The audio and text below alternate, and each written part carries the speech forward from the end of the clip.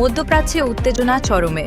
Israel জুড়ে ইরানের ক্ষেপণাস্ত্র হামলা, আর তেহরানে শোনা গেছে ভয়াবহ বিস্ফোরণের শব্দ।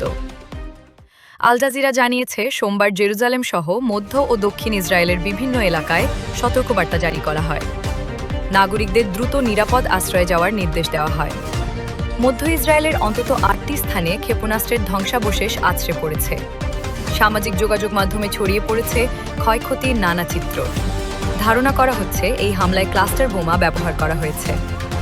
গত রোববার থেকেই হামলার ধারা চলছে। শুধু ইরান নয়, লেবানন সীমান্ত থেকেও হিজবুল্লাহের হামলার আশঙ্কা রয়েছে। এদিকে তেহরানে বড় ধরনের হামলার ঘোষণা দিয়েছে ইসরায়েল। এরই মধ্যে শহরের পূর্ব অংশে শক্তিশালী বিস্ফোরণের খবর পাওয়া গেছে। আল জাজিরা আরবিকের প্রতিবেদক জানিয়েছেন, বিস্ফোরণের তীব্রতা ছিল নজিরবিহীন। আকাশ প্রতিরক্ষা ব্যবস্থাও সক্রিয় করা হয়েছে। ইরানের ফার্স নিউজ এজেন্সি জানায়, শহীদ বাবাই এক্সপ্রেসওয়ে ও গরমদারেহ এলাকায় হামলার ঘটনা ঘটেছে।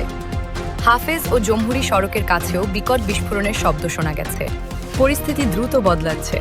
মধ্যপ্রাচ্যে সংঘাত আরও বড় আকার নিতে পারে। আপডেট পেতে আমাদের সাথেই থাকুন।